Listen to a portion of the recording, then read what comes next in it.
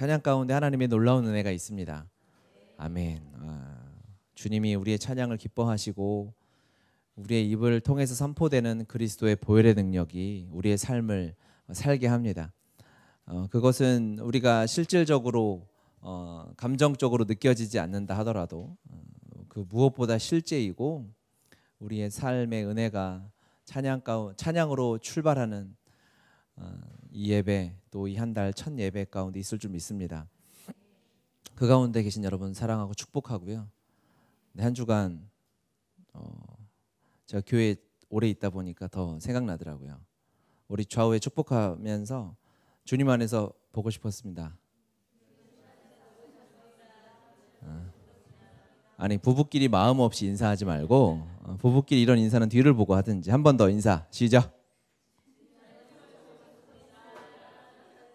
네. 부부끼리 앉아서 그렇게 무표정한 표정으로 그러면 안 되죠. 또 이렇게 딱 세 줄 앉아가지고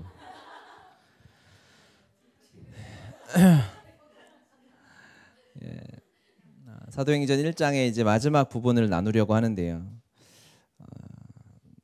참 유다, 가룟 유다의 이름이 나올 때마다 참 안타깝습니다.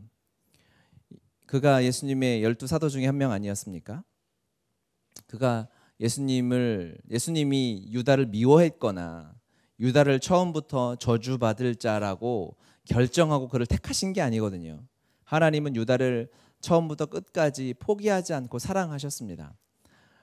하나님은 어떠한 사람도 포기하지 않고 어느 누구도 그냥 두시는 법이 없죠. 하나님은 유다를, 우리가 성경에 유다에 관한 표현 때문에 오해하는 경우가 있어요. 차라리 유다는 태어나지 않는 게 나을 뻔했다라는 표현도 있고요. 그렇죠? 있어요. 성경을 읽으면 나와요. 그리고 또 어떤 부분에는 아예 그냥 유다는 나중에 예수님을 팔지만 그 전부터 제자들의 이름을 설명하면서 뭐 베드로와 안드레와 바돌로메와 나오면서 예수를 팔 유다니라 이렇게 써 있잖아요. 그러니까 이거는 이 사건이 다 일어나고 나중에 써서 그렇지 처음부터 제자들이 알고 유다를 그렇게 쓴 게 아니라고요. 나중에 제자들을 설명하면서 유다 이름을 쓰면서 그렇게 된 거죠. 처음부터 저주받을 자라고 택함을 받고 이 땅에 태어난 사람이란 건 없습니다. 동의하시죠?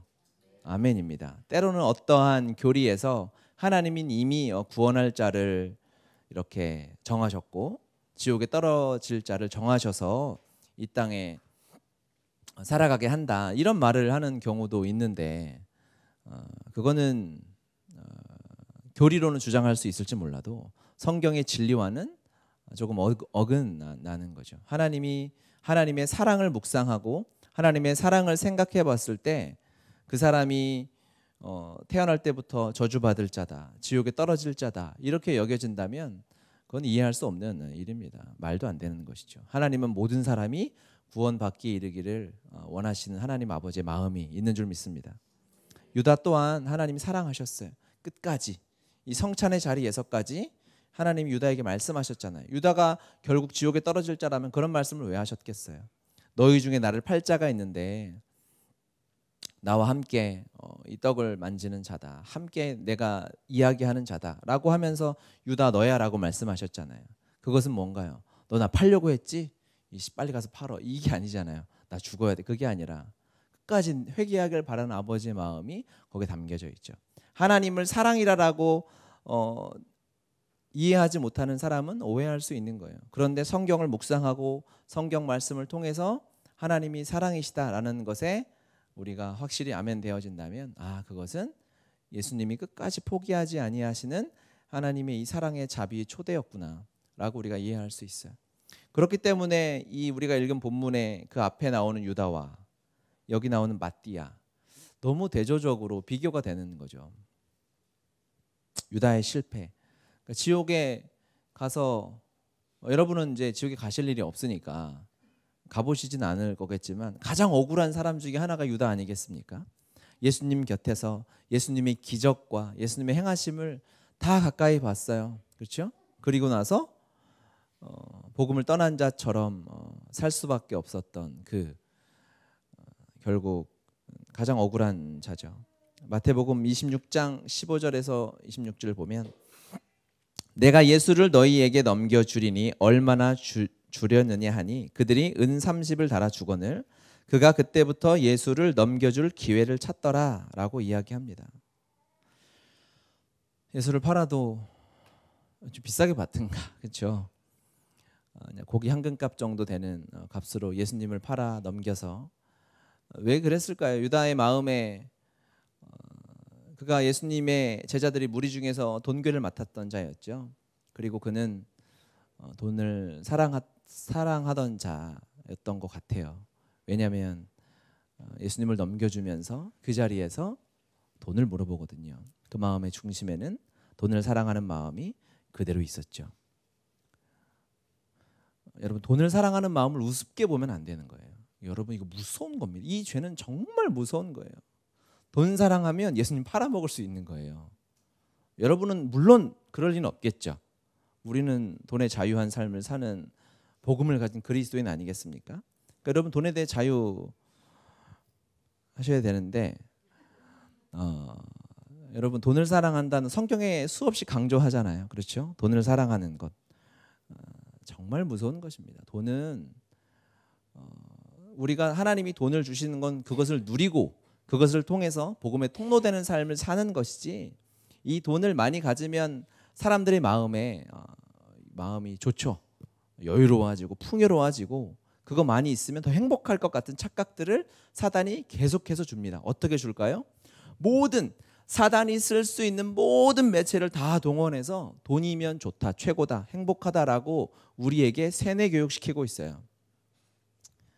그러니까는 우리가 복음을 배우기 위해서 복음 순장 학교를 하지 않습니까? 복음 앞에 서기 위해서. 세상은 우리는 고작해야 몇 주 모여서 여기 있는 것도 힘들어서 신청도 안 하고 집에서 자빠져 주무시고 그러잖아요. 그런데 세상은요, 그냥 눈을 뜬 순간부터 잘 때까지 꿈속에서도 돈 순장 학교 같은 걸 하는 거예요. 온 매체를, TV, 뉴스, 미디어, 친구들, 스마트폰 모든 걸 동원해서 돈이면 행복하다, 돈이 최고다라는 걸 가르치고 거기 우리 세뇌되고 있어요. 이 거짓 진리에서 벗어나와서 복음을 누리고 자유롭게 사는 거 쉽지 않습니다. 왜? 유다를 보면 알지 않습니까? 그 당시도 동일했어요. 돈 몇 푼에 주님을 팔아넘길 수 있어요. 여러분, 유다는 기적을 봤어요. 유다는요, 오병이어의 자리에 함께 있었던 자예요. 우리는 성경을 통해서 막 믿으려고 믿어야 물이 포도주 된 거 믿고, 그러니까 잘 안 믿어지지만 믿어요 이렇게 눈 껌뻑껌뻑 하고 하잖아요. 그런데 그거를 실제 눈으로 보고 장님이 눈을 뜨고, 장님이라고 하면 또 비하하는 말이니까, 시각장애인이 눈이 열리고 지체 장애인이 예수님 때문에 고침을 받는 현장에 그대로 있었어요. 그런데 돈을 사랑하는 그 마음이 인생을 망치는 거예요. 이것으로부터 자유하지 않으면 안 되는 거죠. 돈은 하나님이 우리에게 그래 필요 없다, 다 버려라, 그게 아니라 그건 누릴 수 있는 거예요. 제가 집에서 여기까지 오는데 버스를 타고 왔어요. 오늘 1,200원이면 충분하죠. 여러분, 버스 카드 1,200원 카드 찍으면 그것만 내면 거기서 여기까지 수십 년 동안 운전하신 버스 기사님이 저를 안전하게 여기다 태워주고 저 내려야 됩니다라고 누르면 딱 내려줘요. 이렇게 편하게 올 수 있는데 이거를 버스를 내가 1억 주고 사고 기사를 월급을 300만 원씩 주고 고용해가지고 와야 될 필요가 있냐고요. 그런 마음이 편해요? 비행기 타고 우리가 얼마든지 몇십만 원 주면 비행기 타고 다닐 수 있잖아요. 이 비행기를 수백억 들여서 비행기를 사고 그거를 창고에 관리하고 그러면 마음이 풍요로울까요? 행복할까요? 그런 마음이 있을 수는 있을 거예요. 벌써 마음에 여러분이 상상할까 봐 제가 결론을 내려버리는 거예요. 자가용 비행기 있어 보면 좋겠다, 막 이럴까 봐. 그러한 기쁨과 풍요로운 마음이 조금은 들겠죠. 하지만 그 기쁨이 영원할까요? 10년 지나 자다가 누워서 자가용 비행기 막 이럴 수 있을까요? 그렇지 않아요. 그 기쁨은 아주 그냥 마약처럼 잠깐 있는 것입니다. 그리고 우리의 영혼을 망치는 일이에요. 대신 영혼에 투자하는 그 기쁨은 영원하죠. 복음에 투자하는 그 감격은 끝이 없어요. 계속 커져요. 어마어마어마 커집니다. 생각해도 믿겨지지가 않는 거예요. 이번 한 주간 복음을 계속 나누면서 꿈을 꾸는 것 같아요. 제가 말하면서도 신기하거든요. 어제 이 하나님의 복음의 영광 안에서 하나님의 계획, 나의 원형에 대한 말씀을 나누었어요. 구체적으로는 얘기를 안 해줄 거예요. 오는 자만 알 수 있게. 그 이야기, 이게 이 복음을 나눌 수 있고 이 복음이 믿어지고 이 땅에 사는 우리가 하나님의 형상이 완전히 이루어져 가고 있는 이 놀라운, 하나님이 함께 계시느냐, 하나님이 계시나 안 계시나 그걸 의심하는 게 아니라 하나님의 손이 내 삶을 매 순간 만지고 있는 것이 너무 가슴 터지듯이 믿어져서 감격해서 이야기할 수밖에 없는 삶. 한 사람 한 사람의 그 복음 앞에 감격해서, 제가 여기 앉아서 말씀 전하고 나눌 때 앉아있는 지체들을 보면서 그 한 영혼 한 영혼을 향한 하나님의 꿈이 보이니까 엄청나거든요. 이 복음은 보통이 아니거든요.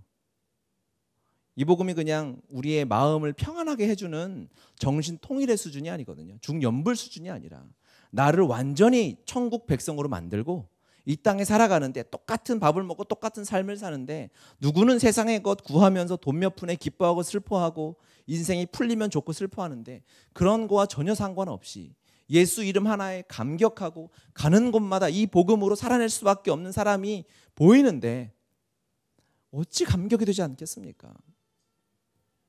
여기에 우리의 전 삶을 투자해야 되지 않겠어요? 영혼을 바라보면 한없는 행복이 다가옵니다. 주님 곁에 있었던 이 유다, 바울 곁에도 그런 자가 있었어요.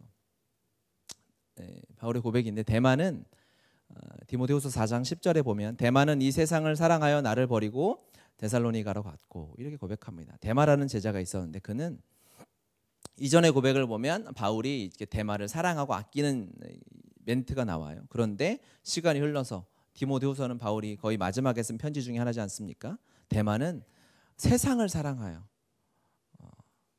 바울을 버리고 세상으로 갔어요.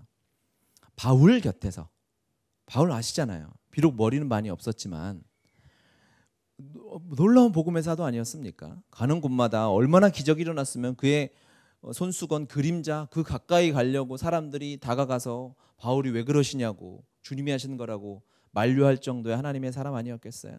그 곁에서 바울의 제자로 쓰임 받았던 데마도 세상을 사랑하. 이 세상이란 단어가 로마서 12장에 나오는 너희는 이 세대를 본받지 말고란 단어 있잖아요. 그거 아시죠?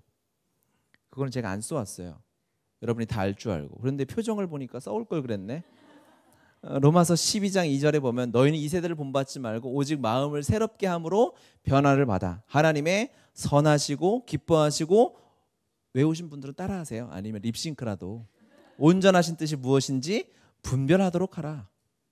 세상을 사랑하고 이 세대를 본받으면 하나님의 뜻을 분별하는 것이 불가능해요. 분별이라고 해서 세상 놓고 하나님 놓고 이게 좋은가 저게 좋은가 이렇게 해서 할 수가 없어요. 태어날 때부터 존재적으로 죄인으로 병든 자아로 태어난 인간이 그것을 판단하는 것이 불가능합니다. 가능하지 않아요.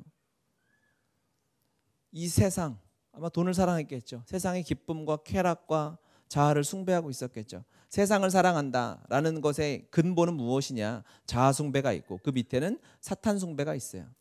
우리는 무엇인가를 숭배하도록 사람은 살고 있습니다. 그렇죠? 하나님을 숭배하거나 사탄을 숭배하거나 둘 중에 하나예요. 결과를 보면 알아요. 사탄을 숭배하는 자들은 지옥에 갈 수밖에 없는 것이고 이 땅에서 지옥을 누리면서 사는 것이고, 하나님을 숭배하는 사람은 하나님 죽어서 천국에 가는 것은 물론이고 이 땅에서 천국을 누리며 살아가게 되는 거죠. 그러니까 이 얘기를 하면 사람들 기분 나쁘죠. 나는 사탄을 숭배하지 않는다. 그냥 나는 내 기쁜 대로 내 마음에 원하는 대로 살아가는 것이다 라고 하는 거죠. 자아 숭배죠. 자아 숭배의 뿌리는 사탄 숭배가 있습니다. 사탄 숭배라고 하면 기분 나쁘잖아요. 세상에서 전도할 때 당신은 지금 사탄을 숭배하고 있습니다 이러면 다 돌맞죠. 그러니까 그거를 교묘하게 네가 원하는 대로, 너 행복한 대로 네 삶의 행복을 찾아서 이런 식으로 포장을 해놓는 거예요. 사탄은 다른 의미 뭡니까? 사기꾼이죠. 거짓말하는 자죠. 잘 포장해놨어요. 근본은 사탄 숭배입니다. 그러니까 이 세상을 사랑한다는 말은 사탄을 숭배하는 것과 똑같아요. 그러니까 세상 사탄 이거 속이려고 사탄 숭배자들을 따로 만들어 놨죠. 아니야. 사탄 숭배자들은 막 짐승 피를 뿌리고 사탄 교가 따로 있잖아요. 그런 식으로 해서 피해갈 길을 만들어 놓은 거예요. 이건 사탄 교고 세상에 일반적으로 살아가는 사람들은 그냥 자기를 사랑하는 거지 사탄을 사랑하는 건 아니야라고 이렇게 안심하게 만드는 거죠. 지옥에 떨어지도록. 사탄의 전략이죠. 그렇죠? 동의하시죠, 여러분? 사탄을 숭배하지 마시기 바래요. 왜 이렇게 아멘이 힘이 없어요? 사탄하고 친척이 있어요, 여기? 세상을 사랑한다, 돈을 사랑한다, 이 모든 것은 똑같아요. 이 진리를 드러내면 그럴 사람 하나도 없어요. 그 흉악한 지옥에 떨어질 사탄을 숭배하는 사람이 어디 있습니까? 그런데도 사람이 분별을 못해요. 하나님의 선하시고 기뻐하시고 온전하신 뜻을 분별하는 것이 어려워요. 왜? 놓고 비교하는 게 아니거든요. 진리는 그렇게 다가오는 게 아니거든요. 여러분의 마음에 주님의 사랑으로 가득 차지 않다. 세상과 비교하는 마음, 세상의 것이 아주 달콤하게 느껴지고 주님을 따라가는데 무언가 하나님을 사랑하면 세상의 것을 포기해야 된다. 이 말은 사실 틀린 말이에요. 자연스러워요. 비교하는 것 자체가 진짜 승질나요. 마이크 치고 욕하고 싶어요. 하나님과 세상을 비교, 이게 말이 됩니까, 여러분? 하나님 하늘의 가치와 이 세상의 돈 몇 푼 따위가 비교가 돼요. 세상의 성공 따위가 비교가 되냐고요. 비교할 걸 비교해야죠. 그럼에도 불구하고 여전히 세상에서 편하게 살고 잘 살고 남들에게 손가락질 받지 않고 괜찮은 정도의 삶을 사는 것이 분별이 안 된다면 큰 문제가 생긴 거예요. 이건 영적으로 병든 거예요. 그 사람에게 필요한 것이 무엇일까요? 이제 잘 말씀을 통해서 분별해서 하나님의 것과 사탄의 것, 세상의 것을 분별하는 것이 아니라 여러분 그렇게 고민이 되고 그리스도의 사랑으로 꽉 차지 않았다면 지금은 복음이 필요하다는 증거예요. 그 사람은 복음이 필요한 거예요. 진짜와 가짜를 구별하는 방법 뭐죠? 이때는 여러분 떠올려야 할 예화가 있어요. 그게 뭐죠? 위조 지폐, 감별사의 예화를 떠올리는 거예요. 적어 놓으세요. 여러분 머리가 그렇게 좋지 않으면 적어 놓으세요. 근데 진짜가 가짜가 헷갈린다. 그러면 어떻게 진짜를 찾을 것인가? 그때는 한국은행의 위조 지폐, 제가 다큐멘터리를 보면서 깨달은 거죠. 한국은행의 위조 지폐, 달러를 이게 하는 사람들이 있더라고요. 우리나라 근데 달러는 전 세계 돌아다니고 있기 때문에 위조 지폐가 굉장히 많죠. 근데 그 사람은 그냥 지폐를 만지기만 하면 이게 진짜인지 가짜인지 아는 거예요. 그래서 대단한 거죠. 지폐 장인이에요. 돈만 만지고 살아요. 교회를 다녀야 될 텐데, 그렇죠? 그래서 그 사람은 어떻게 하나 카메라가 따라가 봤더니 그 사람은 밥 먹을 때도 돈을 만지고 있어요. 진짜 돈, 가짜 돈을 이렇게 놓고 구별하고 연구하는 게 아니라 진짜 돈만 계속 24시간 만지는 거예요. 그러니까 가짜 돈이 손에 들어오면 바로 아는 거죠. 이게 진리를 분별해내는 원리인 거예요. 우리가 세상과 하나님의 것 이게 헷갈린다. 막 의심이 들어요. 이게 내가 이렇게 살아. 예를 들면 뭐 과연 질문이 들 때가 있잖아요. 세상에서 술 마시는 게 죄인가요? 그러면 복음이 필요할 때예요. 그게 궁금증이 든다는 것 자체가 큰일 난 상황이에요. 이해 가세요? 세상에서 내가 돈을 이렇게 쓰는 게 이게 하나님 기뻐하시나 안 기뻐하시나? 그건 지금 실패한 상황인 거예요. 그러한 세상의 어떠한 것을 하나님이 기뻐하시나 안 기뻐 그거 왜 질문할까요? 하고 싶은 거거든요. 편하게 내가 세상 거 즐기고 싶은데 율법에 걸리는 것 같은 거지. 그런 사람들이 여러분 중에 계시다면 복음이 필요한 겁니다. 진리가 여러분의 삶에 필요한 거예요. 진리를 봐야 되는 거예요. 사람을 만나고 연애를 하면서 이 연애를 하나님이 기뻐하실까? 복음이 필요한 거예요. 이 만남을 기뻐하실까? 이런 관계를 기뻐하실까? 왜? 그 안에서 계속 자기 합리화를 하고 있거든요. 그런데 그 안에 있는 말씀은 없어도 선한 양심이 있어서 다 걸리게 하는 거죠. 진리를 만나야 돼요. 복음을 만나야 돼요. 더 그리스도의 완전한 복음 앞에 들어오면 깨닫지 못할 자가 없어요. 이 진리는요, 이 복음은요, 초등학생을 놓고 얘기해도 다 이해를 해요. 너무 단순하거든요. 그렇죠? 그런데도 불구하고 우리가 여기서 분별하지 못한다면 내 전심이, 내 마음의 초점이 복음에 가 있지 않은 거예요. 주님을 따라가면서 돈 30에 관심이 있는 거예요. 주님을 따라가면서 주님 대통령 되실 때 나 총리하는 거 아닌가? 라는 데 관심이 있으면 아무리 주님 곁에 있고 교회를 다니고 예수님의 제자가 돼도 주님 팔아먹을 수 있는 거예요. 가장 안타까운 사람인 거죠. 그래서 우리 교회로 적용이 됐어요. 간판을 복음의 교회로 달아놨는데 복음 모르고 살아가면 너무 억울하잖아요. 그렇죠? 다른 교회 그냥 여러 교회들 이름이 많아요. 이렇게 어디 보니까 인생 역전 교회도 있어요. 처음에 로또방인 줄 알았어요. 그런데 그 십자가 달아놓고 인생 역전 교회 막 이렇게 형통한 교회 좋아요. 좋은데 최소한 여러분 간판에 십자가 복음 걸고 있는 우리 교회에서 예수 그리스도의 십자가 복음이 나에게 실자가 되지 않고 살아가는 것은 유다의 삶과 똑같다고 하기엔 너무 센 것 같고 비슷하지 않을까. 그 길로 가게 되면 어떻게 하나 하는 안타까움이 있어요. 복음 앞으로 나오시기 바랍니다. 십자가의 완전한 복음은 그렇게 우리가 마음 다해서 믿어줘야 할 만큼 불완전하지 않아요. 우리의 전심을 돌려서 너무 완전하거든요. 우리의 도움을 필요로 하지 않거든요. 내가 도와드리고 내가 노력을 하고 하나님 복음 완성되도록 내가 힘을 써야 그 복음이 더 능력을 발휘하는 것이 아니에요. 그 복음 자체는 하나님 편에서 이미 당신의 전능하심과 하나님의 완전한 사랑으로 다 이루어 놓으셨어요. 바라보기만 하면, 걸어가기만 하면 그 복음의 능력이 우리의 삶에 그대로 나타나는 거예요. 아멘이죠. 아멘이죠. 어느 누구든 모두에게, 모든 사람에게 미치는 큰 기쁨의 좋은 소식, 그 복음이 우리의 삶에 있습니다. 그리고 이어서 이제 보면 이제 마태복음 19장 28절에 보면 예수께서 이르시되, 예수님이 이제 이전에 말씀하신 말씀이죠. 이르시되 내가 진실로 너에게 이르노니 세상이 새롭게 되어 인자가 자기 영광의 보좌에 앉을 때 나를 따르는 너희도, 사도들을 얘기하는 거예요. 12 보좌에 앉아 이스라엘 12지파를 심판하리라 라는 말씀을 예수님이 해주십니다. 그러니까 사도의 이 12이란 숫자는 하나님이 미리 계획하신 예비된 숫자잖아요. 그런데 하나님의 약속은 성취될 수밖에 없으니까 아무리 유다가 떠나갔어도 하나님은 이제 베드로를 세워서 그 12 제자, 12 사도의 자리를 이제 채워가는 거예요. 그래서 이 자리에 채울 수 있는 조건의 말씀이 우리가 읽은 본문에 나오죠. 22절에 보니까 항상, 여러분의 성경, 항상 우리와 함께 다니던 사람 중에 하나를 세워 우리와 더불어 예수께서 부활하심을 증언할 사람이 되게 하여야 하리라 라고 이야기합니다. 그래서 두 가지 조건이 나오죠. 첫 번째는 예수님과 함께 다니던 제자들이고, 또 한 사람은, 또 한 조건은 부활, 예수님의 부활을 증언할 사람이라고 해서 요셉과 마띠아 중에서 하나님이 허락하신 마띠아가 이제 사도로 세움을 받습니다. 요셉이 서운할까요? 요셉이 탈락했어요. 유수도라고도 하는 요셉이 탈락했어요. 난 12에 못 들어갔네. 서운할 리가 없어요. 주님의 부활을 경험했는데 부활을 경험한 자는 서운한 게 없어요. 주님이면 충분하기 때문에 아쉬운 게 더 바랄 게 없어요. 사도든 아니든 주님의 사랑이 있으면, 주님이 이 땅에 부활을 경험하게 하셨으면 더 바랄 게 뭐 있어요. 예수 생명, 부활의 생명, 천국을 누리며 살아가는데, 그렇죠?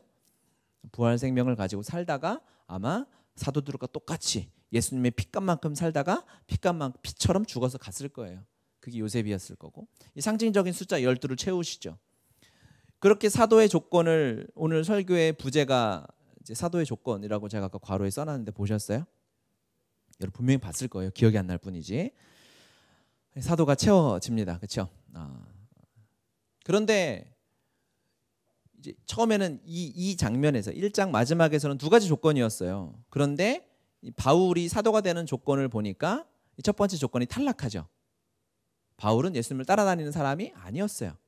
대신 부활하신 주님을 만났죠. 고린도전서 9장 1절에 보면 내가 자유인이 아니냐, 사도가 아니냐, 바울의 고백입니다. 예수 우리 주를 보지 못하였느냐, 봤다는 거죠. 주 안에서 행한 나의 일이 너희가 아니냐라고 했고, 갈라디아서 1장 1절에 보면 사람들에게서 난 것도 아니요 사람으로 말미암은 것도 아니요 오직 예수 그리스도와 그를 죽은 자 가운데서 살리신 하나님 아버지로 말미암아 사도된 바울은, 이렇게 고백하고 있어요. 자신의 사도성을 얘기하고 있죠. 그러니까 바울은 사도잖아요. 우리가 다 사도 바울이라고 부르잖아요. 사도 바울이라는 영화도 있고, 그렇죠? 바울은 성경에서 분명히 사도로 하고 있어요. 그러니까 바울 때부터 사도의 조건이 이제 부활의 증인으로 바뀌게 되는 거죠. 바나바도 사도라고 해요. 사도행전 14장 14절에 보면 두 사도 바나바와 바울이 듣고라고 이야기합니다. 바나바도 아마 예수님을 따라다니는 자는 아니었을 겁니다. 그런데 예수님의 부활을 만난 거죠. 그렇죠? 그리고 나서 사도가 됐어요. 이게 사도가 되는 원리를 보니까 처음에는 이 좁은 개념의 사도였는데 이 원리가 확장되어져 가서 예수님의 부활하심의 증인이라면, 예수님의 부활하심을 목격한 자라면 모든 사람이 사도로 불림을 받는 거예요. 예수님의 동생 야고보도 사도라고 불리거든요. 초대교회에서. 야고보도 예수님을 따라다녔나요? 아니죠. 예수님을 따라간 적은 있죠, 한 번. 예수님 유명해지니까 동생들이랑 엄마랑 찾아가서 예전에 홀대한 거 미안하다고, 이제 동생들이 왔으니까 12사도는 핏줄이 아니니까 핏줄도 한 자리 달라고 갔다가 거기서 예수님한테 엄청 면박받고, 이제 제자들이 가서 예수님 어머니하고 동생들이 왔습니다. 예수님이 모르는 게 아니에요. 못 본 척한 거죠. 그러니까 여기서 동생들이랑 어머니 와 있는데 이제 제자, 예수님 하도 못 본 척하니까 제자들이 얼마나 민망해요. 엄마, 친엄마가 생모잖아요. 생모가 찾아왔으면 이렇게 쳐다봐 주기라도 해야 되는데 예수님이 이제 사역하시느라고 정신이 없으니까 제자들이 주여, 동생들이랑 엄마가 왔다고 그랬더니 거기서 정색을 하시고, 누가 내 어머니고 내 가족이냐, 주의 뜻으로 행하는 자라야 가족이다 해가지고 엄청 엄마랑 동생 상처받고 떠나갔잖아요. 그 동생 중에 하나가 이제 야고보죠. 근데 부활하신 주님을 만나고 야고보가 이제 복음에 미쳤죠. 그래서 정말 그 감정이 이빠이 오른 상태에서 야고보서를 써가지고 야고보서가 좀 과격한 거예요. 행함이 없는 거 다 쓰레기다, 주 믿음이다, 이렇게 해서 야고보서는 여러분이 마음이 어려울 때 읽으면 다칠 수가 있어요. 너무 날카로워가지고. 그럴 수밖에 없어요. 30년을 예수님 자기 형이라고 같이 살고 대패질하면서 몫으로 살았을 거 아니에요. 빼빠가 아니라 사포, 다 사투리인가? 아 잠깐만, 일본 말인가? 이렇게 맨질맨질하게 이렇게 몫으로 살았는데, 그렇죠? 그러다가 갑자기 나이 30이 돼서 예수님이 가출해가지고 원피스 입고 제자들 데리고 이렇게 돌아다니니까 얼마나 어려워요. 돌아와라. 그런데 예수님 유명해져서 이제 돈 좀 버는 것 같으니까 갔는데 아니라는 거지. 이제 엄마 지금 거의 의절하고 영혼들을 위해서 다니니까 마음이 상처받았다가 예수님이 고린도전서 분명히 말씀하시죠. 바울을 통해서 예수님이 부활하셔서 게바와 야고보에게 보이셨다. 일시에 500여 형제에게 보이셨다라고 고백합니다.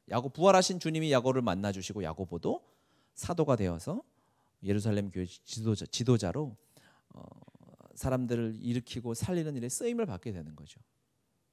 사도의 조건에 대해서 제가 이렇게 설명을 했어요. 그렇죠? 그러면 이제 결론이 났죠. 무슨 결론이 났을까요? 그래 너도 사도해라, 이런 결론이 났어요. 여러분들 무슨 말 하는지 이해가시죠? 부활하신 주님을 여러분 만나셨어요? 부활하신 주님이 여러분 안에 사십니까? 아멘이죠. 부인할 수가 없죠. 우리의 삶이 엉터리인 것도 사실이긴 한데 부활하신 주님이 내 안에 계시는 건 여러분 부인할 수 없잖아요. 그렇죠? 그러니까 여기 앉아 계시죠. 이 주일날, 이 휴일날 오전에 이 황금 시간에 와가지고 이 지하실로 들어오신 이유가 뭐냐고요. 부활하신 주님이 여러분 안에 사시니까 온 거라고요. 아닌데요, 저는 안 오면 제가 째려보니까. 그런 이유도 있을 수는 있어요. 그런데 그 근본을 따져보면 여러분 안에 그리스도가 이곳에 오시게 한 거라고요. 여러분 안에 부활하신 그 생명을 가진 성령 하나님께서 여러분을 이곳으로 끌어다가 앉히신 거라고요. 그러면 우리의 삶은 어떤 삶이 되겠느냐는 거죠. 여러분은 제가 얘기 안 하겠어요. 서로 축복합시다. 당신은 사도입니다. 축복합시다. 한 번 더 축복합시다. 사도 바울처럼 사세요. 사도 베드로처럼 사세요. 아니 이렇게 시키는데 웃는 사람이 있어요. 여기에 괜히 고백했다가 코 껴가지고 이렇게 살게 될까 봐. 근데 우리에겐 선택의 여지가 없어요. 부활하신 주님을 만나면 그 이하의 삶을 살 수가 없어요. 죽은 사람을 그냥 여러분 신기한 게 말기암에 걸렸다가 기적처럼 살아난 사람만 만나도 되게 신기해요. 막 얘기하고 다녀요. 우리 누가 아팠는데 진짜 하나님이 고쳐주셔서 살아났다? 여러분 이거 기쁜 소식, 이 놀라운 소식 자랑하고 다니고 싶겠죠? 완전히 죽었다가 온 몸이 갈기갈기 찢어가지고 있는 피를 다 쏟고 죽은 그 예수를 여러분 2000년이 지났는데 여러분이 만났어요. 여러분 이게 그냥 나는 믿어. 막 이렇게 나의 정신통일과 내 신념을 다해서 여러분이 한다고 그게 믿어지세요? 그럴 수 있는 게 아니에요. 믿음은 내가 노력한다고 주어지는 게 아니에요. 주님이 하시는 거예요. 주님이. 주의 성령께서 창세전부터 계획하신, 여러분이 여러분의 어머니 품에 모태에 조성되기 전부터 하나님은 그걸 다 알고 계셨어요. 이 땅에 여러분이 30년, 40년, 50년, 60년 전에 이 땅에 태어나기 전에 하나님이 여러분이 이 땅에 누가 태어날 걸 다 아시고 그가 예수를 믿고 그 안에 예수 생명이 자라게 하도록 하나님의 모두 계획하신 하나님의 놀라운 섭리 가운데 우리가 살고 있는 거예요. 부인할 수 없어요. 부인 못 하시겠죠. 여러분 성령이 부활하신 그리스도가 여러분 안에 사시고 여러분이 만났다는 사실이 나는 인정되지 않아. 그렇게 안 살 거야 라고 하시는 분은 지금 나가세요. 일어나서. 아무도 안 나갔어요. 우리는 그 증인이에요. 그 증인이에요. 그 증인들에게 주님이 뭐라고 말씀하셨죠? 살과 피를 나누어 주셨어요. 주님의 믿음이 놀라운 거예요. 이 살과 피를 나누어 주시기 직전의 장면 아시죠? 십자가 이전이에요. 그렇죠? 이거 나눠 먹고 뭐 했어요? 베드로는 예수님 부인했어요. 예수님을 부인할 베드로를 예수님의 살과 피를 나누어 줬어요. 십자가 곁에 골고다에서 예수님이 돌 맞고 침뱉음을 당할 때 어느 누구도 그 옆에 없었어요. 배신하고 떠나갈 걸 아시면서 자신의 살을 뜯어 주셨어요. 피를 나누어 주셨어요. 주님의 믿음의 근거는 무엇일까요? 부활할 예수 그리스도였어요. 너희들이 지금은 믿음이 연약하지만 내가 부활하여 성령 하나님께서 여러분의 마음에, 내 사랑하는 제자들의 마음에 부활의 생명이 들어가면 그들은 사도로 예수 생명답게 살 것이다라는 믿음이 있었기 때문에 배신당할 걸 알면서도 삶이 잘 살고 거룩하고 열심히 잘 살 걸 믿어서 기대해서 주시는 게 아니에요. 그러니까 여러분 마음을 놓으세요. 하나님이 나한테 기대 안 하시는구나. 그렇죠. 우리 형편없는 거 아시는구나. 주님은 당연히 아시죠. 하지만 우리의 연약함이 있는 것도 사실이지만 하나님의 놀라운 기대와 하나님의 열심이 있는 것 또한 사실이다. 어느 누구도 차별이 없이 하나님의 사랑은 부어지고 있습니다. 그 증인으로 살아가게 하실 것입니다. 우리가 아무리 발버둥 쳐도 부활하신 주님을 만난 이상 그 이하의 삶은 우리에게 없습니다. 여러분 지금은 어떨지 몰라도 앞으로 당신의 복음이 우리의 삶을 역사하여 그 예수 이름 부활한 주님 외치며 노래하며 감격해하며 사도처럼 살아가게 될 것입니다. 우리에게 사도 이하의 삶은 없어요. 사도는 확장되어져 가는 거예요. 여러분이 사도가 되어서 또 다른 사도로 키워내는 거죠. 성도라고 저는 그냥 선도 일개 집사예요. 그렇게 생각하지 마십시오. 그냥 다 사도라고 제가 불러버릴 테니까. 오늘 우리 영민 형제 이번 주 올릴 때 기도 제목 이번 주는 그렇게 올리세요. 사랑하는 사도 여러분 이렇게 올려. 알았죠? 그러면서 이 사도 최영민이 광고합니다. 이렇게 해가지고 우리 같이 기도합시다. 같이 기도합시다. 오늘 성찬을 대합니다. 형편없고 넘어지고 아프고 쓰러지고 한 주간도 주님 생각하지 못하고 살았던 거 사실이지만 주님은 그런 나를 아시면서도 살과 피를 나누어 주기를 원하십니다. 그런 나를 기대하십니다. 왜? 나를 기대하는 게 아니라 내 안에 계신 성령을 기대하니까. 나를 기대하는 것이 아니라 내 안에 사시는 부활하신 예수 그리스도를 기대하니까요. 그 부활하신 주님을 기대하십시다. 그 부활하신 주님을 만나십시다. 여러분의 지금 삶이 어떠하더라도 복음이 못하겠어요? 복음이 사람의 성격 하나 못 바꾸면 저는 믿지 않습니다. 복음이 사람의 감정, 몸 아픈 거, 우울한 거 그거 하나 못 바꾸는 복음은 저는 전할 이유가 없어요. 성격 하나 못 바꾸면서 지옥에서 천국으로 바꾼다 그런 건 없어요. 주님 앞으로 다 가져오십시오. 다 가지고 나아가십시다. 주님이 새롭게 하실 것입니다. 주님이 완전히 바꾸셔서 내가 과거엔 죄인이었으나 세상의 얽매였으나 내가 가룟 유다와 같은 자였고 데마와 같은 자였으나 부활하신 예수 생명이 나를 사도처럼 살게 하실 것입니다. 우리 회개하며 갑시다. 한 주간의 삶을 주님 앞에 드리며 갑시다. 또한 주님 거룩하게 하셔서 이 시간 그리스도의 살과 피를 온전히 대하게 하여 주시옵소서. 우리 주여 세 번 하시고 함께 기도합니다.